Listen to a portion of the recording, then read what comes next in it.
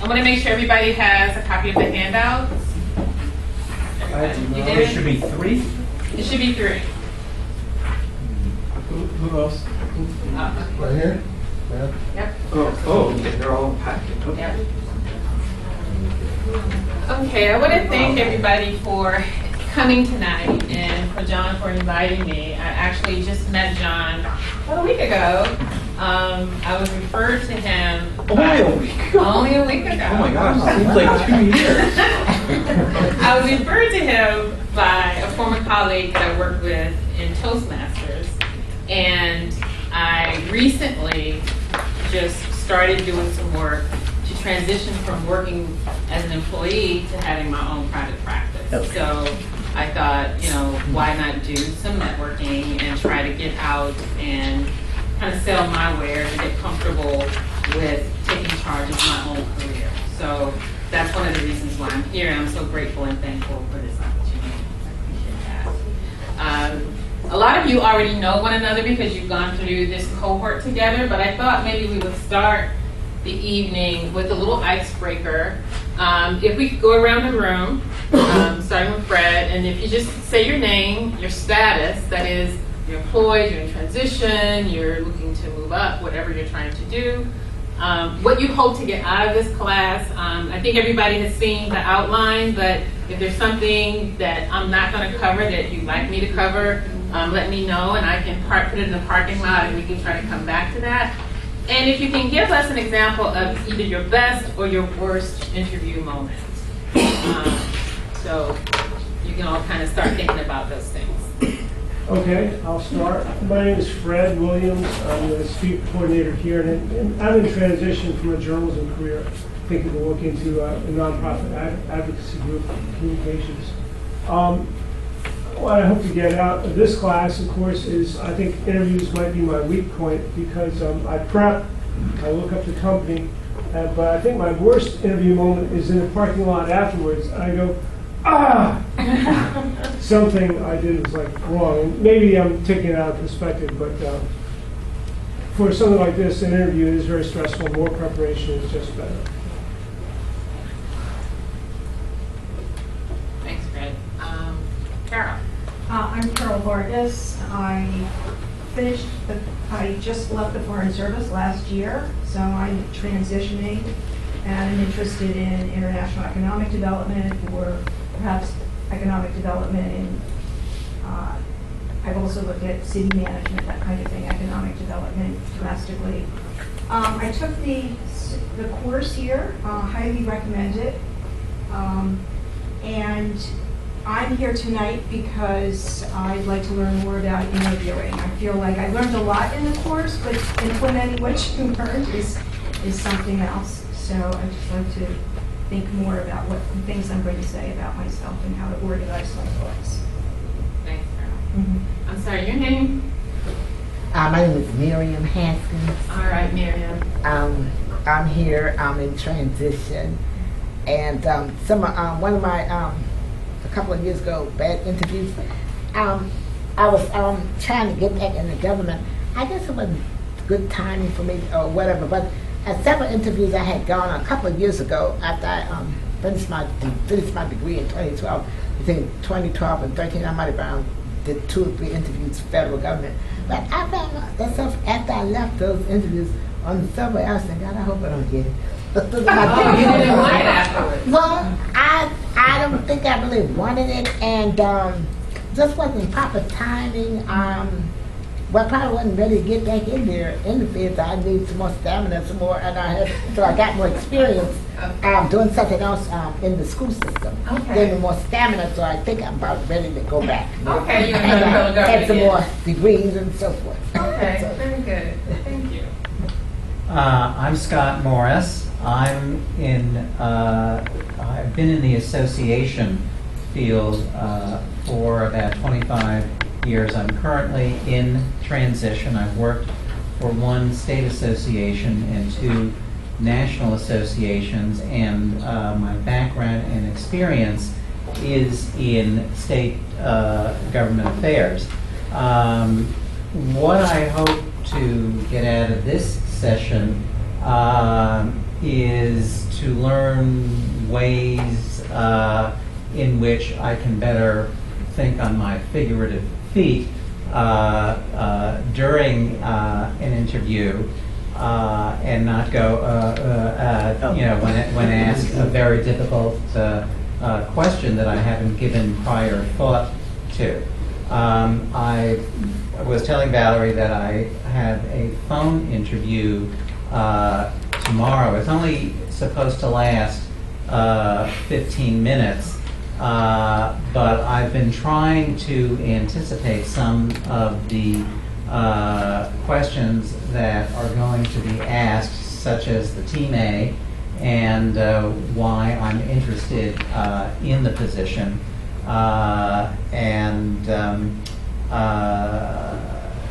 That's basically why I'm here, and what I hope to learn this evening. And I'll just tell you, phone interviews are the best because your body language and those sorts of things don't interfere with your messaging. So people have to be forced to listen to what you're saying, right? So whatever else you may be thinking, sweating, nervousness, whatever, they're not going to see that. So all they're going to be able to perceive are the words that come out of your mouth. So. Right, and I was reading about, your handouts here talk about letting the interviewer know how passionate you are about this job, and I'm interested to know how you can convey that passion over the phone as well, because I think a lot today, companies and associations and organizations are usually interviewing candidates over the phone before an in-person interview is scheduled. Thank you. Thank you. Hi, my name is Danielle Goldman, and I am in transition from sort of one area of law to another area. And so I'm trying to learn more about group interviews. That would be helpful.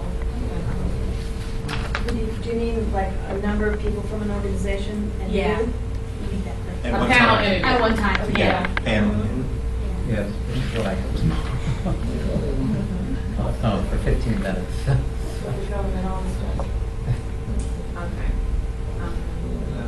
I'll go quickly. I'm Chris Cordham, and I think I am in transition.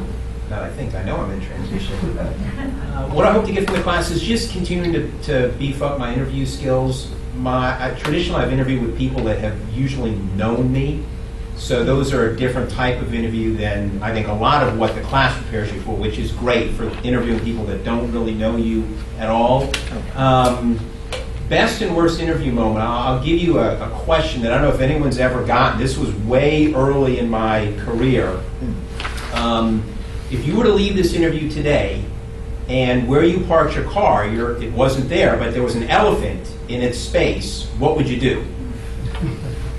And you sit there, and that's a serious question that I got, and I'm assuming the whole purpose of asking that question was to get you to think on your feet. I'm not a real creative person, and I'm not even sure how, I don't even know how I answered that, but that was just one of those bizarre questions that people tend to kind of throw out to maybe see if you're going to go right out of the room screaming or something. I don't know. That is very bizarre. But I think in a question like that, there probably isn't a right or wrong answer. It's just, they're just trying to figure out how you respond. Right. Yeah.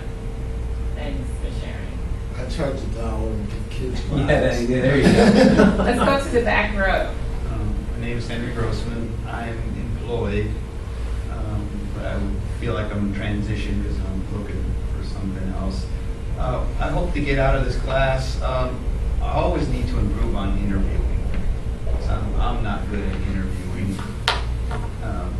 My worst interview moment was before joining 40 Plus and taking this class. I bombed the Team A question. I had no idea on how to do that. Okay. All right. And after this, 40 Plus has taught me how to keep improving on your Team A. So I've done Okay. it more than once. All right, we're gonna have some sample questions and answers after we go through the material, so we have an opportunity. And for those of you who are wondering what this TMA is, that's short for Tell Me About Yourself. That's our abbreviation, and so but that's what they're talking about. And it's typically the first question you get in an interview, and if you nail it, you can actually have the interviewer ask you about the things that you want them to ask about. And so that's what we try to train you, teach you in class, is how to get them, asking you the questions you want to be asked, not the questions that are going to knock you out. Hi, my name is Miriam Hanson, and I'll be moving to a new job in 2 weeks. And I went through this program in February this year, and I had many interviews, and the worst experience in the interview was I was doing job talk, and that was in the really middle of the very complex study I did, and I was explaining to the panel, and then this one person who came in, she is also the part of interview panel, and she did not understand my role. So I thought people already know, they must have read my resume, but she thought I'm a different, group, I'm in a different party. So yeah, that was, when she asked that question, she started to basically criticizing, but in this situation, why didn't you do this? Why didn't you do this? And in my capacity, I cannot do that. But just explaining that was really difficult. I didn't get the job. So that was worst experience I had. I just want to add more, the skills and just to help me to understand, what makes good. What makes a good interview? Okay.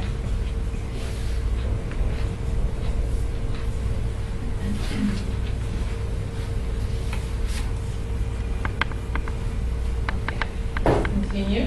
Yes. My name is Carmen Capello. Also, I am in transition. I came to now because I am very interested. So now I want to use what techniques you are going to teach us to have an interview. Also, I was put one time in a very difficult situation when they asked me a question. I didn't know exactly if they were testing how I will answer or I don't know. So maybe how to face this type of questions. So, for example, the question, I remember up to now, I didn't know exactly what it was from me. They asked me, what do you do if you see that your boss made a mistake in a report? So, did you correct the person or what did you do? Well, I told the person on the interview that I will analyze the document because apparently the mistake was in the report, that my boss was saying something different what was in reality. So I told the person what I would do because I want to be honest. Right. So I told her that I will check the document, I will see what is the mistake, and of course I will speak to my boss to maybe he or she is not aware what is going on. I didn't know if I will live there, because she has to make the decision. She is the boss, she is the authority in that moment. right. So I don't know what question to know. No, that seems like a reasonable answer. I don't think that person was maybe not necessarily trying to trip you up, but a lot of times interviewers will take real scenarios when they're replacing someone or they see something that's happening within the organization or on that team, and they will pose that as a question for the person that you're trying to bring into the team to see how they can handle it, because perhaps the person who was in that position didn't handle it very well. So, yeah. Hi, good evening, everyone. I'm John Stewart. I'll say I'm kind of, in a way, I'm always in transition because you never know when the next opportunity is going to show up, and you got to be ready to say yes. I think What I hope to get out tonight, well, to be honest, I'm just a sponge. I don't know what's coming. That's kind of life, and I'm just smart enough to show up and see what I get. I think my worst interview is the one I didn't know about.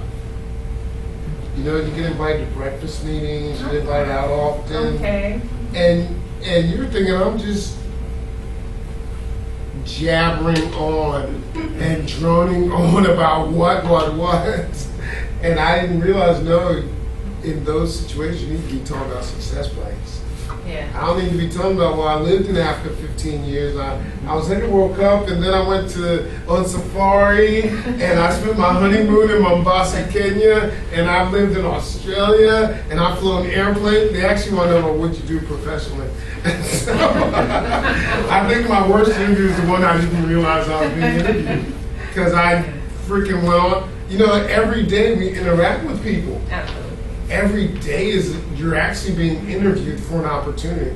I think my worst ones are the ones I didn't realize that this was the opportunity, and I was so oblivious that I couldn't see the forest for the trees. Okay. So that's why I went to the class, because I'm like, thank goodness now, at least I know, at least in professional situations, I know what to talk about.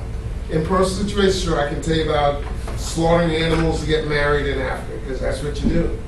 But you know, professionally, what does that have to do with my competence? Right, exactly is my point. And that's probably what my interviewers were saying. Like, what is he talking about? I'm like, did I blow that? You're going to be working on a slaughterhouse. Exactly. I should have interviewed for a slaughterhouse. Adding some color is fine, but you know, you want to. Yeah, but I'm saying in a traditional sense, there are all these different experiences that we keep relating to people which have nothing to do with our professional competence. Yet we want to get a job. And we're wondering, why didn't they ask us back? But people also interview for fit, right? They interview for talent, technical skills, and those sorts of things, but they also interview for fit. So these anecdotes and colorful sound bites, they're nice in proportion, right? But don't let them become the whole story. Yeah. I'm Aaron. I guess you heard my story a little bit. So I'm in transition, looking for work more or less in the same area. I was, happy with my work for many years in the humanitarian field. Let's see the other. I'm sorry. I had some family crisis I had to deal with, so I was a little distracted. Interviewing, I'd say for me, a lot of challenges. One is like John, I think I tend to start telling a story. I'm not sure where I'm going with it. Start going here, start going there, and knowing when to stop, I think, is something that I need to learn. And then also, I need to smile. I keep being told, well, if you just smile, dude, and I'm like, but I can't make myself smile. And it's the same problem in all of my photographs. I look very grim because I can't put on a smile. So I practiced in the mirror. I made myself smile. Yeah. I practiced for taking pictures and want to talk. No, really. And it worked. Okay. And I couldn't do it either, but I made myself. I realized there's power in it. So I'm always Thank you. Ma'am? Hi, I'm Pam Rochelle. I'm kind of in transition. I started my own business, but I am still keeping my options open in terms of landing a job that kind of makes sense for me. I am a career changer, so I'm now doing leadership coaching and training and meeting facilitation. So let's see. What do I want to get out of the class? Like I said, I think John's point about you're always interviewing, and even like we sat down and we started talking, and I was telling you about my background. You never really know when you're going to have a conversation with someone that may be able to connect you with someone else. So I always want to kind of keep that in my head and keep those skills sharp. So that's why I'm here. And my worst interview moment, it happened many years ago, but obviously it's still in my head, like it popped when you asked that question. I was asked a question I just wasn't prepared for, which was, what is your claim to fame on your job? Which, you would think, oh, well, everybody's, but the way it was phrased, like I felt like there was this expectation, like, this big thing that I had done. And it literally, and I came up with something, right? You have to respond.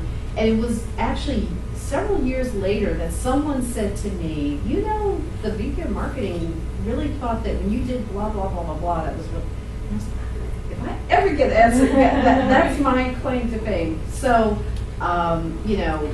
being able to continue to, to your point, respond to things, even if it's not the best answer, to sound like it's the best answer. Right. Because they don't know. Exactly. Right. So, and just keeping those kinds of skills sharp in any kind of situation. So that's why I would be I'm Dan Cohen. I am in transition. Actually, was it Fred? Yeah. My friend had said, actually, I was a journalist for most of my career, and I would like, and I'm trying to change actually into the nonprofit. But my last two jobs were for associations, so I'd like to stay in the nonprofit world, but not do journalism. Happy to do writing, but just don't want to be in charge of publication. So that's where I'm at. I haven't had a job interview in quite a long time, so I have a hard time remembering anything about highs or lows. But that is why I came today, just given that I haven't been to a job interview, I figured this could hurt. Oh, thanks. Hi, I am in transition, and I have been since 2013. I took a huge risk in the end of 2012, I guess, and just chucked my 10-year career and took a contract to do the thing that I used to do, that I loved. And I had left that job for family reasons many years earlier. So since 2013, I had a 3-year job with a friend that his work kind of ran out, so I couldn't work for him anymore. And then I've been employed and unemployed, employed and unemployed. I want to take this course for the exact reasons everybody's been mentioning, but also because I interviewed at one point with a panel, and on the panel was somebody who I knew very well, and he knew me very well, and he knew my work, and thought that I would be good in the job. But it was on 3 judges that were deciding whether I could get the job, and one of the 3 just was adamant that I not get the job because I lacked confidence. And so, for many reasons, I need to infuse myself with confidence in this interview process. And in terms of best or worst, I had a fantastic interview in 2003 after I'd been off work for 13 years when raising 3 kids, and a very kind and wonderful man interviewed me for a job that was nothing I'd ever seen before. It was a whole new field, and I walked in the door and I sat down and introduced myself, and he said, I really wanted to interview you because you're a little older than most of the applicants, but you work for the government, and I know, I can tell from your resume you did very interesting things with the government, and I really believe in government employees, because I was a government employee. Okay. And we proceeded to talk about music and writing and reading and all kinds of things, but also, the job, and it was great. So, very good. I'm Ana, and I studied law in Argentina. I'm from Argentina. I'm employed, and I've been coming to the Mondays meetings for a few times. I will take the 4-week course in a few months. I want to do it because I feel like I'm transitioning. Okay. Because and because that's what I want, to transition to a job I really like. What? Well, I studied and practiced some law in Argentina, and now here I'm working as an advocate in a non-profit organization, which is great. But I'm sure that once I get all the skills there, I will want learn more, and so and I think interviews are always like exams. And even if we prepare, and it's always challenging, we never know what is going to happen. Right. And for example, a bad question that I had recently for the job I got was strange for me. I don't know how to answer. What do your friends criticize about you? Like, and you know, because you start to think like, what do my friends say about me? Like, and should I respond the truth? It's very personal. Like, I don't know, and I don't remember what I said, but you got the job, so yeah. okay. But those behavioral questions are really challenging because I think employers, they know everything about you with your resume, and they investigate you online, I guess. But you don't know everything about the job many times. You don't know exactly how it's going to be, and you go to interviews, and they know more about you than you about the job, how it's going to be. So, yeah. Okay. Are you saying you, or the more about you than more about the work you do? Are you telling me that? Yeah, I think they know they know a lot about you because you gave them your resume. I don't know, how many you are supposed to have all the skills that they are requesting. But sometimes you apply for jobs, but you don't know how it's going to be day by day, that job. Right. Until you get in there. Exactly. So they ask those questions and you don't know what they want. But like you said, they're behavioral questions because they can see on your resume your technical skills, your education, those sorts of things, your experience, but they don't know how you're going to react in a certain situation. So that's what they kind of tease out. Sorry. I just was going to say, I'm interested in finding out how you can bring out things that you did many years ago, and then you had a change in jobs where you weren't doing those things. And now you're interviewing for a job, once again, where you need those things. So you have to demonstrate that you still have those skills, and you still have that expertise.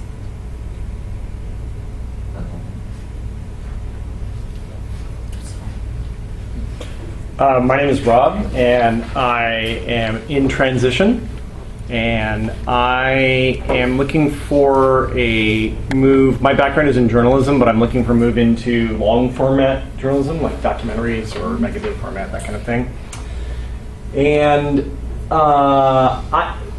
many people have said many things that I would like to get out of this class, but I think the one thing I would like to get out of this class, this program tonight, is the skills at interviewing answers that you might employ before there's an interview, sort of building off of what John said.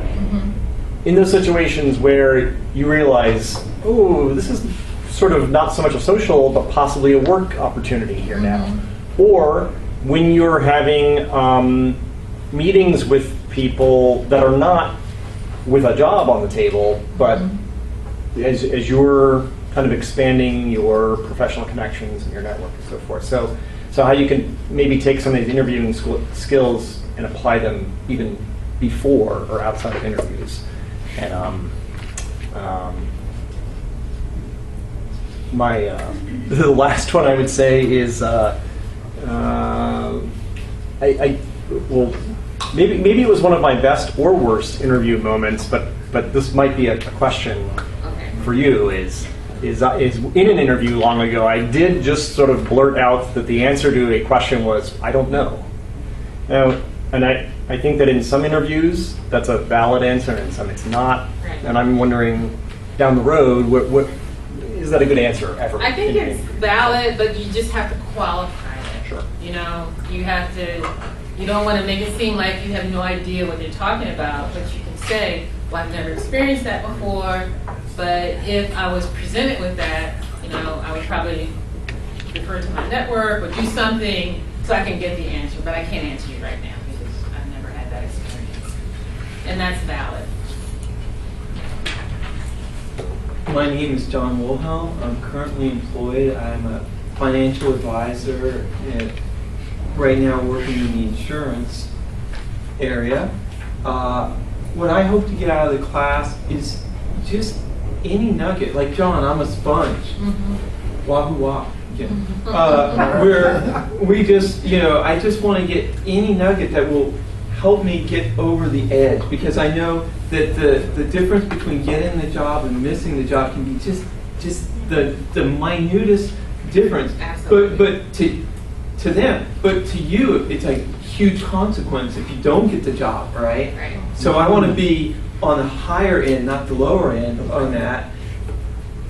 I'm going to share the both the best and the worst interview moment. Before I took the class, I'd been in transition for about 9 or 10 months, and I was struggling. I was asked at one point, how are you spending your time? And I didn't really know how to answer it. And I answered it honestly. I said, well, I'm looking for a job. But what I realized is that was an opportunity to show that I was using my time wisely. Absolutely. And I blew that opportunity. After I took the class, I got the next interview, I got the same question. And this time, I was able to say how I was using my time, and I'll just share it with you because it might help some of you guys. I said, well, that's an interesting question. I'm spending my time trying to develop my communication and leadership skills. So I've joined Toastmasters, you mentioned Toastmasters. And I said, I've joined this club that's a startup, and I'm serving as its first president. This past week, I spent working on our vision statement.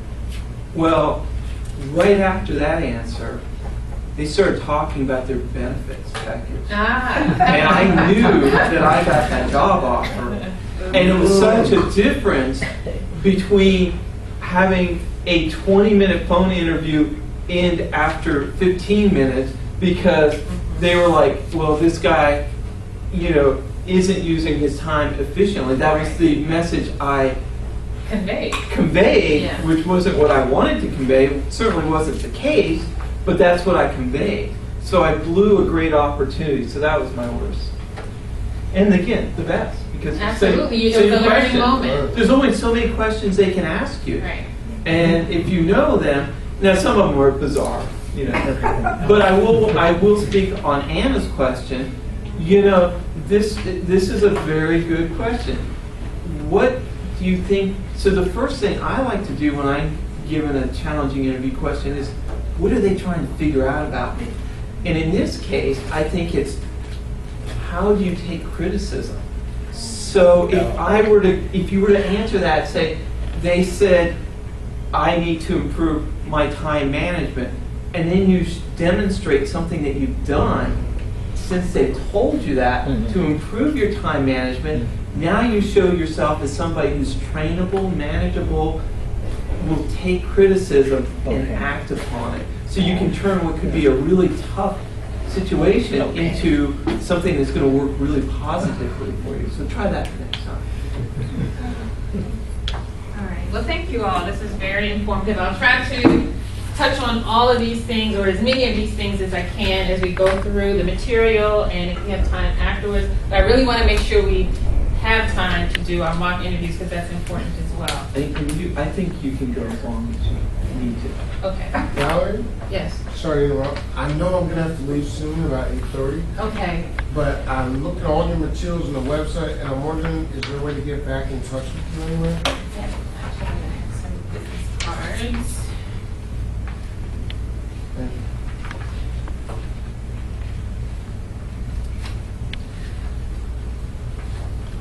You want to? Yeah. Okay. All right. So, what we're going to talk about tonight is the most important aspects of your interview, and that's displaying your passion, researching the company before you arrive, using your network or people who you may know who know someone who works in a particular industry or field or a specific organization or company, dressing for interview success, the most important interview nonverbals, winning in the body language game, and then the sample interview questions at the end. So we kind of touched on a lot of things that happen when we're in an interview, and that's being able to convey in a succinct, professional way your passion for the job, why you're the person for this job. We all kind of know to do our homework. We know to investigate the company, go on LinkedIn, go to Glassdoor, get all the information that we can. Peruse, and I always tell people to peruse very closely the job description. So you got to dissect it really, because you have to understand what it is, not only what it is that the company does and who their leadership is, but you also have to know the role that you're applying for. And you have to compare that with your own experience and exposure and things that you know and you can bring value to that role. So that's your goal at the end of the interview, is to show the company that you're going to bring value to this role. And you're not just going to do the job, you're going to bring value, you're going to bring something extra. And then what extra, I mean, you said bring something extra, what extra would it be?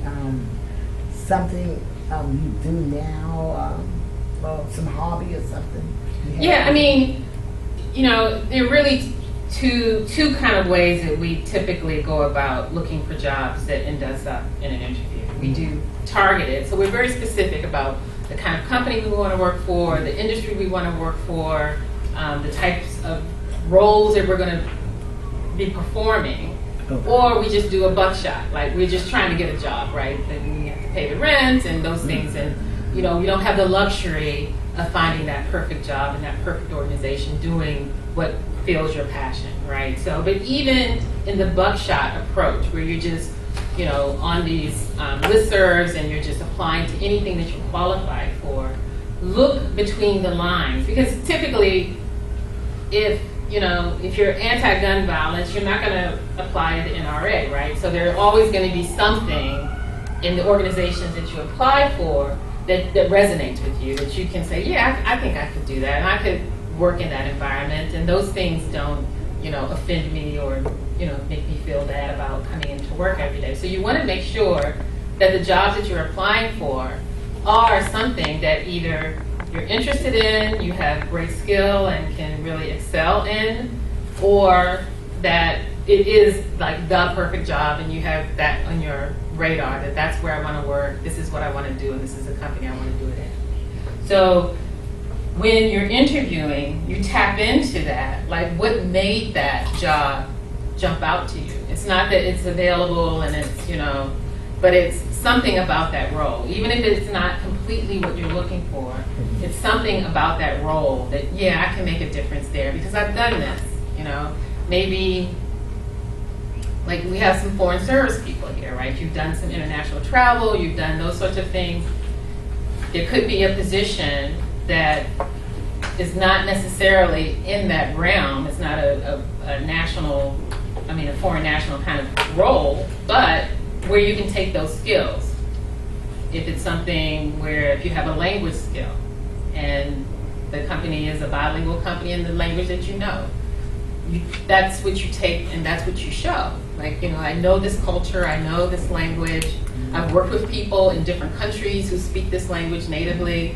This is what you bring. That's your value add. Plus, I'm an American and I speak English fluently, right? So that's a value add.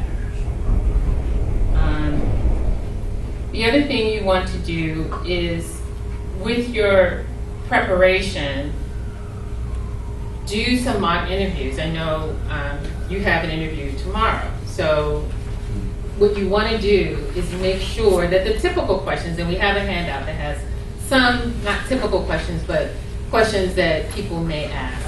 And you want to have that question answered, like, tell me about yourself. That's going to be typically what they're going to say. They're going to want to know why you're interested in this role and what can you bring to this organization. So that's what that question is about. It's not about your vacation or, where you grew up and that sort of thing, only if it's relevant to the job. But they typically want to know what in your background prepares you for this role, and what about you personally makes you want this role. Valerie, can I plug the program? Yes. For this short session tonight, we got 10 questions. The program, we have 77 questions. All the hardest questions we got, and they tell you about how to answer them. You can practice too. Yes. It's awesome. The program's great. Yes. And you don't practice in the mirror. You practice with a friend, a colleague, somebody who kind of knows the industry or knows elements of that job, or just somebody that you trust and you know that they're going to give you honest answers, honest feedback as to what you're talking about.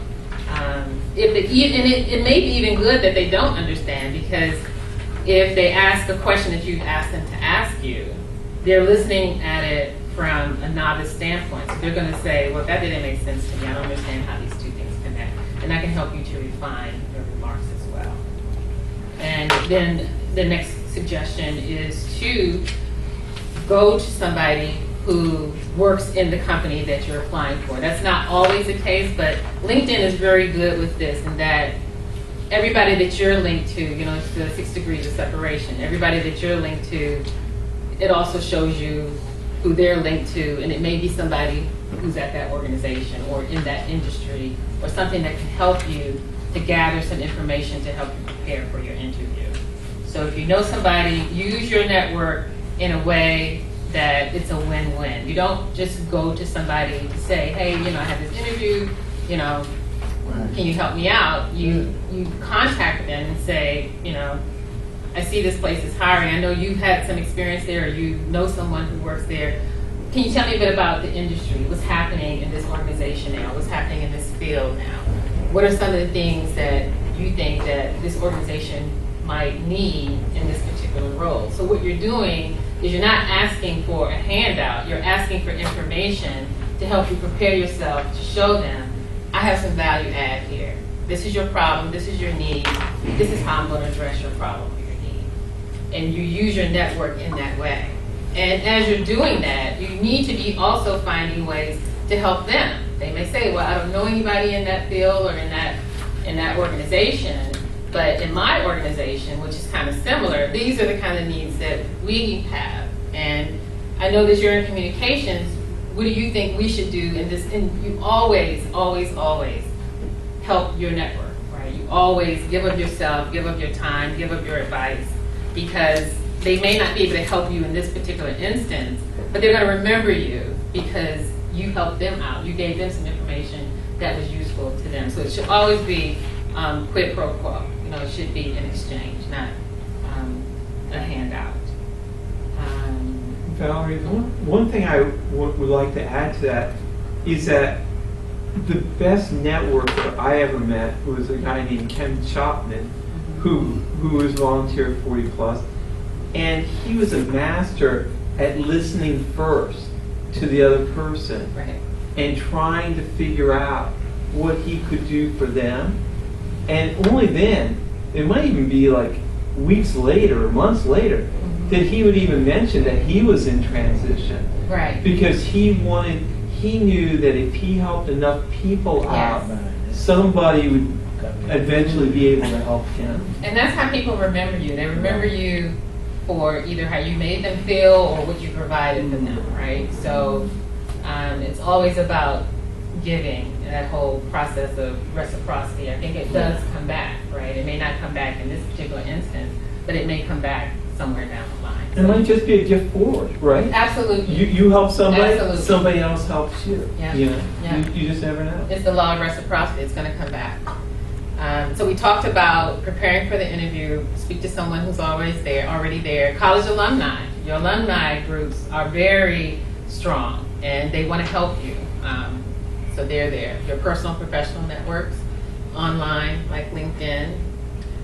We all know we have to study the company's website, identify areas to discuss that directly affect the job that you're seeking, and identify relevant trends and best practices in the industry or trade. As I was saying, you find out what's going on in that industry, find out what the hot buttons are, find out what, people who are in that business, what keeps them up at night, so you can find solutions. Because people want problem solvers and they want people who can provide solutions.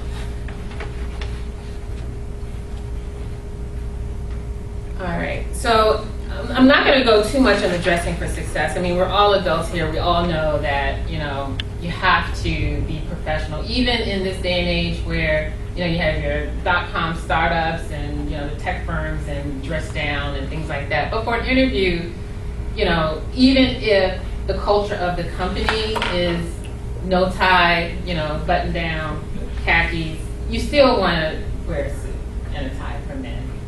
And for women, either dress pants or a suit and a jacket.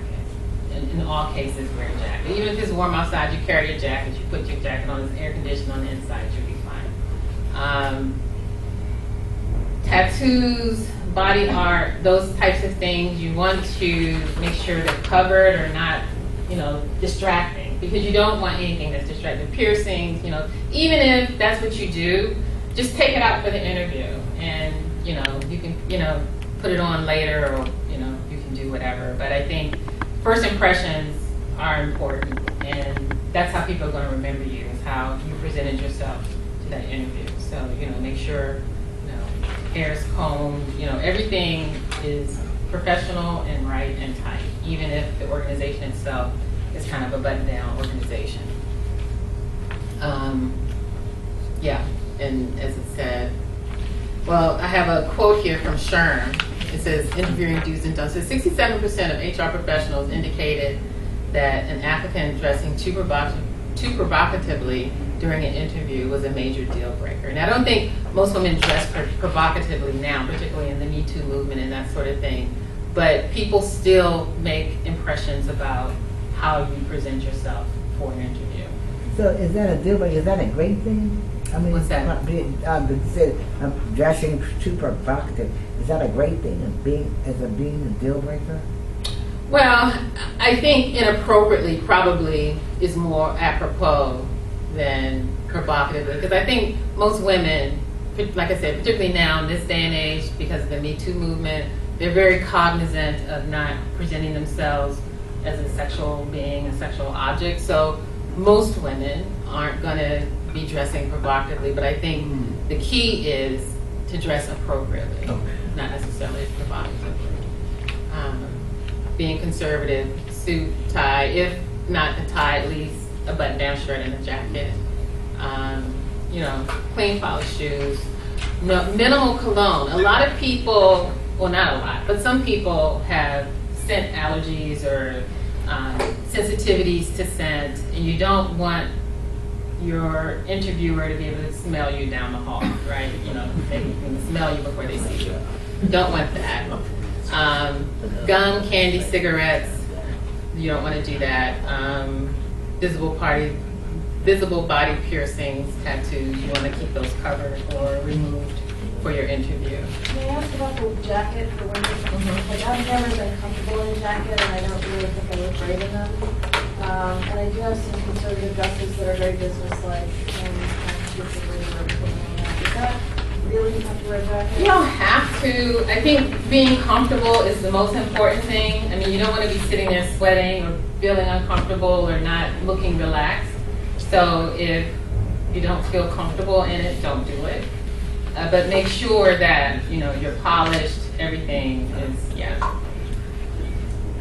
All right, so let's talk a bit about, I gave you a handout on understanding body language and facial expressions. Now, we talked a bit about, being able to have a bit more control with telephone interviews because you don't have the body language distracting the conversation, right? And I find the opposite though. When I meet someone in person, I can connect with them. And when I'm on the phone, I just feel like it's really hard, and I've never had a great phone interview. Really? That's something you need to practice, because most organizations will do a phone screening first. So you won't even get the in-person interview unless you I know. Yeah. I mean, the last one I had was a few weeks ago, and the interview question was, it was like I studied everything about the field and the job, and I worked there before, and I knew a lot. And I talked to the person who was in charge of the division before, and who I knew was a friend with, and they asked a question that was not what I was told that the job focused on. And, and it was like, they said, describe several of the courses that you've recently taught. And I just haven't taught courses. I mean, I've done, I described some things that I did having to do with, conveying knowledge to various audiences. And I discussed a long time ago teaching courses that I felt like I really lacked pizzazz, my answer, and I found myself talking too fast and going on. I could sense my voice was nervous. And I think if I was in person, it would have been different because I could have slowed down a little bit. Okay. I think too, when you're telephone or in-person interview, if you're not sure about the question or if the question takes you aback, ask a question. Ask a clarifying question. That's what I should have done. Because that gives you a moment to gather your thoughts and to pinpoint what is it that this person really wants to know, right? Because if the job didn't say you had to teach, why is she asking you that question, right? So, you know, you can say, well, you know, I reviewed the job description, didn't say anything about that. Can you tell me a little bit more about The what? job description did say that. It's just that I was told by people that that's not what this person was going to be doing. And, I see. And, you know, I knew so much about the subject matter that it would be easy for me to teach. I just had to get myself organized. Yeah, but again, asking a question, deflecting, gives you a time to gather your thoughts.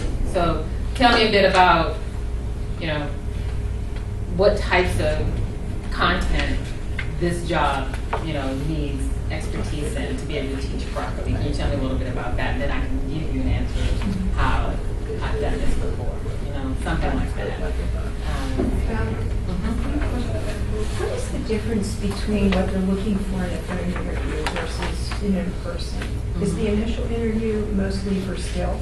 Mostly for skill. Okay. Yeah. It's bad when you don't have it. Because you can't make that personal interaction over the phone. Right, So it's mostly to verify what's on your resume, have you speak a bit about that. And that's also a time where you can convey your passion, your value add, you know, your excitement for the job. I think if you tap into whatever that inner yearning is that made you apply for that job, then that'll come through in your voice. I mean, I did say I would really, I think I'd be great at this job. You know, I said that because I've, you know, X, Y, and Z. And okay, and you said why? You said you would be great, and you said why? Yeah. Yeah, okay, so, exactly. Okay. Can they also see that maybe if you put that in, say like your cover letter, why you would be an asset to the organization? People probably take 3 seconds looking at your cover letter, like 3 seconds. Oh, okay. Yeah. So verbal would be better. I mean, they want to, they're looking at your cover letter for grammar, for succinctness, for how you put your words together. Okay. They're not really looking at it for meaning in that sense. Okay. They want to hear that from you. Okay. Yeah. Valerie, can you talk to, you know, Scott has a phone interview tomorrow. Is he likely to be talking with a hiring manager or an HR person? And is there a certain strategy that we can give him that might help him in this interview tomorrow? Because we all want him to get to the next level. Right. I believe, I think it's going to be a panel.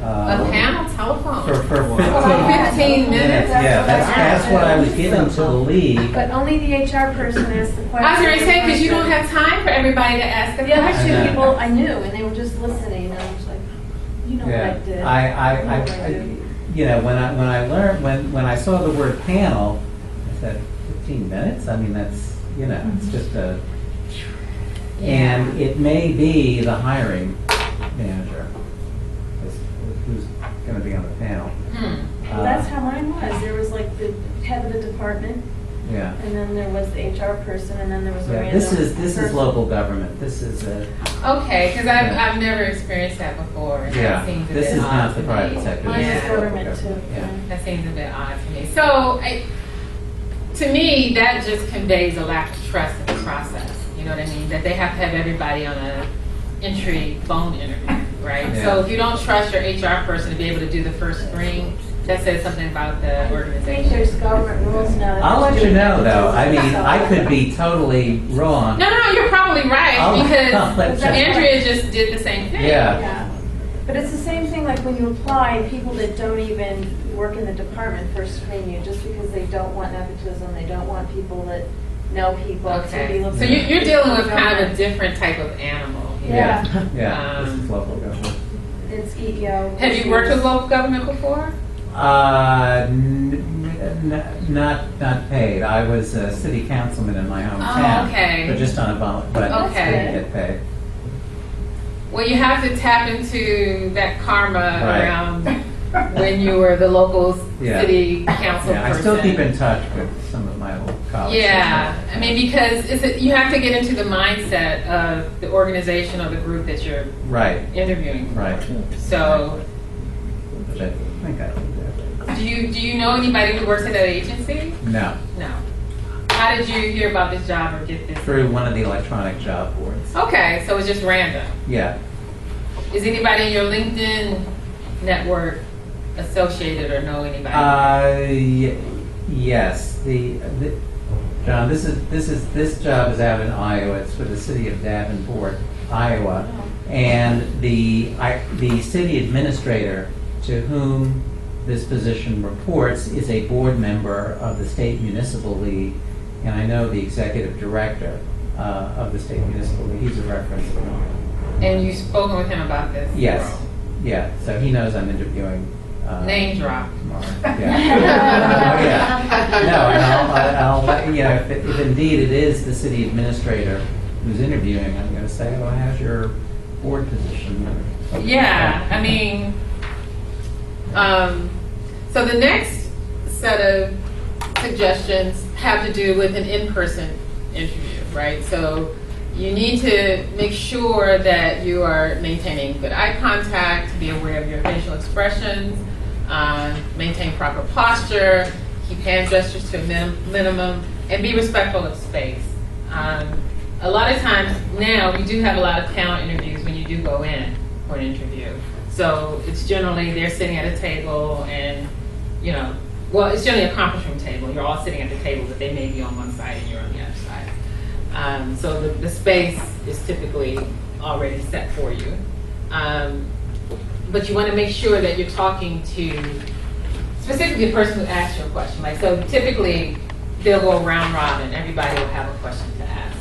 And you want to speak to all of them, but you also want to give some particular emphasis of the person who asked the question. Because typically they disperse the questions with people who have interest in that particular answer, right? So you want to make sure you're conveying your answer all around, but talk to the people who are asking the question. Posture, gesture, space, eye contact. Valerie? Yes. If you're on a phone interview and you don't get to do these nonverbals, are there nonetheless some things that you can tell us to do that might help us present more positively? Like, is it better to stand or sit? Is it better to smile? I was always told that when you're on a phone interview, you should be smiling. That's absolutely right. Because you can hear a smile over the phone. You can hear a smile over the phone. Particularly, if you're trying to convey, as I said, your passion, you're trying to convey why this is the perfect job for you and why you're the perfect person for this job, it's going to make you feel good. You're going to release endorphins and you're going to feel good, right? Because you're talking about something that you're passionate about, you enjoy it, and you can make a difference at this organization. Should Scott be in his pajamas or in a suit? Whatever you're comfortable. Because some people would prefer to be in their jammies. Some people want to be buttoned down so that they have the right. One time I was in a business center. It depends on because some people may feel more comfortable. But if you feel like you need to be in professional attire to project that professional conversation, then by all means. I have more success on a phone interview than a personal job interview. Why do you think that is? Probably because probably not the face-to-face interaction. It's more how you project yourself on the phone. So you think you're more confident over the phone? Yeah. Than when you have to go into an interview. So what do you generally do to prep for an in-person interview?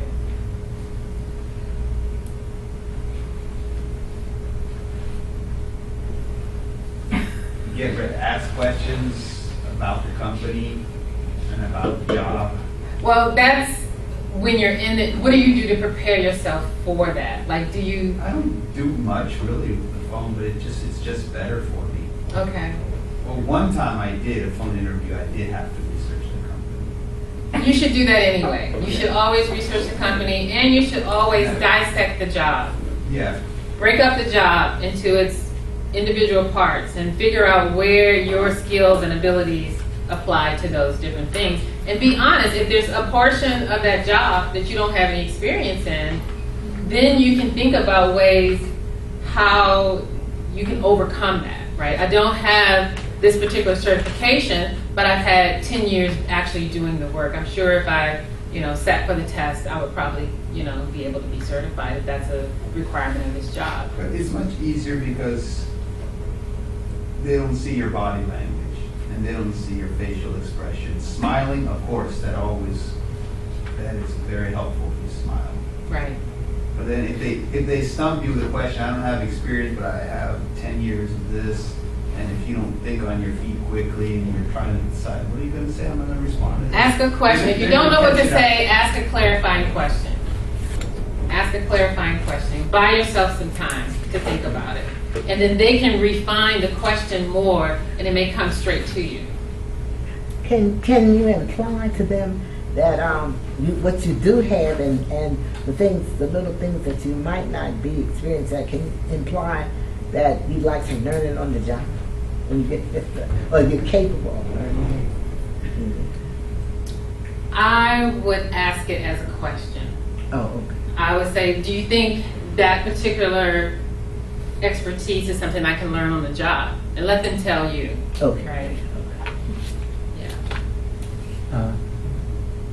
I'm looking at your last bullet, especially the one where it says ask questions. Mm-hmm. I usually like to write out and ask, a bunch of questions, like Right. maybe 10 or 12. I mean, are there, are 10 questions, is a certain number too 15-minute many interview, I questions? don't think they're going to entertain. Yeah, but I mean, just in a regular in-person interview. Yes, I maybe think 10, you may not get a chance to ask all of those questions, but I think having 10 questions prepared is fine, because sometimes during the course of the interview, they'll probably answer it anyway, right? Okay. But if you're limited in time, Yeah, no, 10 questions tomorrow. what you want to get at is what they need. Like, Right. how can I satisfy what you need? Right. So you may want to ask, so what keeps you, but you know what their pressing issues are. Right. And when you hear what their pressing issues are, then you can come back and say, well, I can handle these things in this way, or I've had experience in this and that Right. way. Okay. So the openness and warmth, which I think you may be having, I'm sorry, I can't see your name tag in the back. The openness and warmth is something that you want to project both over the phone and in a personal interview, right? Not that these are your best buds and you're having a beer, but that you're engaged and you're happy to be there. I'm happy to be having this conversation with you right now. And that's all it is a conversation. It's not an interrogation. You guys should be asking questions as well. And that shows your level of engagement because you're asking them questions, even if it's just to refine the question that they're asking you. Help me understand what you're trying to get at here so that I can answer you properly. And ask, did I answer your question? After you answer and you feel like you stumble, did I answer your question? Do I need to provide more information? Do you need some clarification? Because that's always helpful. If you feel uncomfortable about how you answered a question, always ask, did I answer your question? And then they'll come back and let you know. Displaying confidence sometimes is hard. I know you're nervous, but you get in a panel interview, you got 12 sets of eyes looking at you, and it's difficult. But remember, you're interviewing them as well. This isn't an inquisition, right? You're not a criminal, you're not on trial, you're having a conversation. So relax, be confident in what you know, particularly what your no-nos. Write it down beforehand. Yes. And why do they make you feel like you're a criminal when you're being interrogated as a hostile witness? Yeah, it's like an exam. It does happen. You don't have to receive it that way because you know you're not, right? But they do it. Maybe those are companies you don't want to work for. Exactly. Really? Because that's what it is, too. If the company is like that, you may not even want to work there. That's what to say, it gives you a sense of the culture. And Right. sometimes they just want to, give you, see how you handle under pressure, handle yourself under pressure. I mean, my husband used to say, it was horrible. He was in a law firm and they would have him talk to many people. So it wasn't like he was a younger attorney at the time. And so he would ask people, what do you think are the top 10 movies of all time? What is somebody's you prepared about, don't know what area of the law or the law firm or something. I mean, that's just a jerk. That's what he would do. But that could also be used to put them at ease, right? I'm not asking you a technical question. I'm asking you something fun about yourself. Right. So I wouldn't take that as trying to throw me off. That is more relaxing. Yeah, I would take that as I want to know more about you. Okay. Yeah, don't be defensive. I mean, they're trying to fill a position. You're trying to get a job. It's a quid pro quo. You both have skin in the game here. I have felt like I was interrogated as if I was a hostile witness. And, the lawyer treated me as if I was a hostile. Are there some bad interviewers who really don't? Yeah. They're gruff operations people. Exactly. They're not comfortable. And it could be indicative, like Pam says, of the organizational culture that you just don't want to work for them, right? This is your indication. Yeah, no, I'll take a pass. Right? So how would you make that decision if it's something that I might not want to work for, or if they just try to pique my interest or see how? They're showing who they are by how they're interacting with you. So this is if you come to work for us, this is how it's going to be. They're showing you who they are. Two selves. Okay. Yes. I mean, I still think you can turn it around and just say, if they're being hostile, you say, and just plow in as to why you'd be great, and whatever the question is or whatever their faces look like, you still act really. You have to rise above it. You rise above it. You look really above enthused, and you say, it's tough, but blah blah blah. I'm great. That's right. And anecdotes and stories are good too. People like to hear how you put your knowledge and skills into practice. So telling a story, right, helps, to lift the mood and kind of, ease things in. We're not going to have time to do the questions, and I'm sorry about that, but I did leave in your packet sample questions and sample answers. Now, these aren't, obviously, the other John said that, you guys have 70 questions and 70 answers or something like that. But this is more just to give you an idea of generally what the interviewer wants from you when they ask you this question, like, tell me your weakness or something like that. And you don't want to come back with, I'm too hard a worker. Exactly. Right? I mean, be thoughtful. Be honest with yourself and be thoughtful, because they really want to know, okay, I want to play, if it's a good employer, I want to play to this applicant's strengths. So I want to figure out what your strengths are. And I want to also find out what your areas of development are, and whether those elements of development are going to derail your ability to perform this job well, right? Or is that something I can teach you, right? Or you can learn on the job. So it's not necessarily bad that you have a weakness. It could be that they would be able, it's something that they would be perceived as they're going to grow in the job. Absolutely. And then, right. Then that's important for them to grow. I mean, jobs, when I hire, I look at myself as a matchmaker, right? We have a team and a role in an organization that I work for, and I understand the dynamics. I understand that this particular manager is this way, and in order for somebody to be successful in this role, they're going to have certain competencies, but they're also going to have certain behavioral capacities to be able to deal with this particular supervisor. And I don't want to send a lamb into the wolves. I want somebody who can handle that and stand up to that and add value to that team. You know what I mean? So you don't want to set yourself up for failure trying to have the perfect answer and try to be the perfect thing. Be who you are, and know, because you've applied for this position, you look at the job description, so you know what's required, you know you have the skills, you know you have the experience to do this, but you may not be the right person for that particular organization. So you need to be honest with yourself about that too. You know, you don't want a job just for a job and be miserable every day. You want a job where you feel good, you're making a contribution, and you appreciate it. That's really helpful, because I think I go in thinking, you know, I've got to do everything right to get this job, and you know, maybe it's not going to be for me, and that's please, okay. as the interviewee, you're interviewing them too. Take some, you know, initiative in that way too. Find out, do I really want to work here? Can I really work for this person? Does this team and the values of this organization match my own? Right? You don't want to do that. So let me go really quickly over what we interview stress.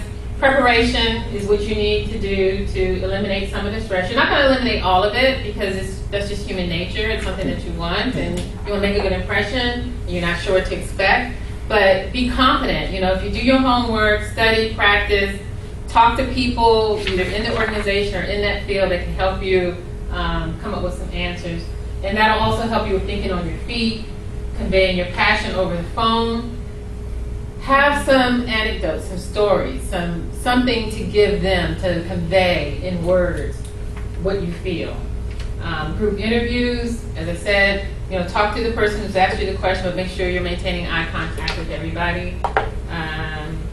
What makes a good interview? What makes a good interview is a conversation. If it's an interrogation, that's not a good interview. If it's not an even flow of back and forth, that's not a good interview. If you're not able to convey, like if you answer a question and maybe you faltered or fumbled a little bit and you're getting some quizzical looks, ask the question, did I answer your question? Do you need some more information? Can I clarify anything for you? All right. Knowing when to stop speaking. All right. When I start to glaze over and they're writing or they're on their phone, you need to rein it in, right? Rein it in. Watch them, right? Watch what you're doing. I've worked with a outplacement firm, and they talk about the SOAR stories or STAR stories. And I think if you prepare them as way, then you know when to stop. Right. Because you've talked about the situation and you've got the results. Right. So even if you have to think on your feet, but structuring your response in that way, you know, this is what was going on, this is what we had to do, this is what happened. Right. Now you know you can stop talking. Yeah. So, I mean, that helps me a lot. Yeah. For me, I try to time myself. I don't want to talk more than a minute, 15 seconds. Okay.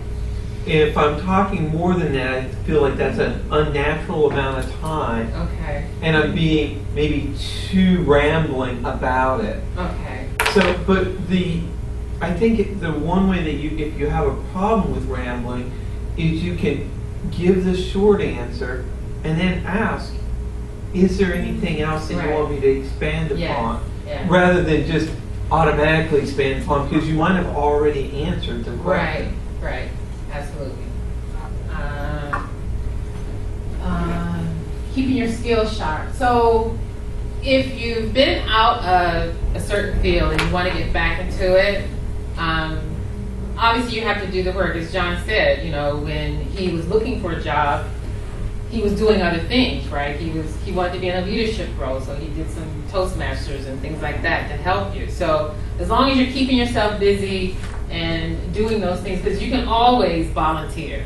We have plenty of work here. You can always volunteer. So if you have to do this. that, then I recommend you're doing that. And people who receive volunteers, they understand if you get a job, you're not going to be able to do that anymore. But right now, keep your skills up. Confidence, that's preparation, parlay conversation socially to business opportunities.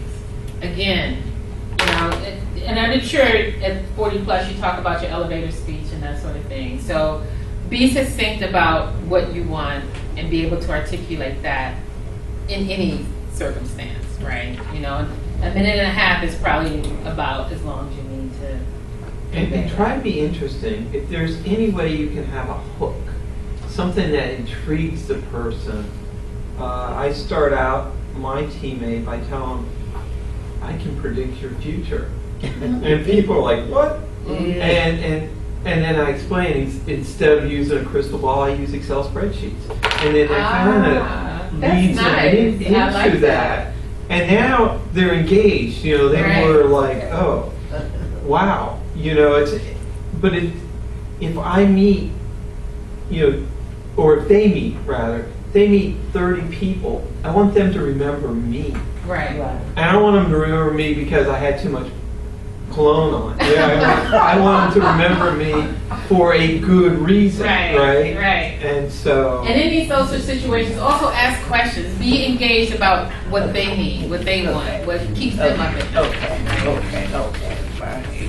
All right. Well, thank you guys for staying. It's 9 o'clock. I'm sure we didn't...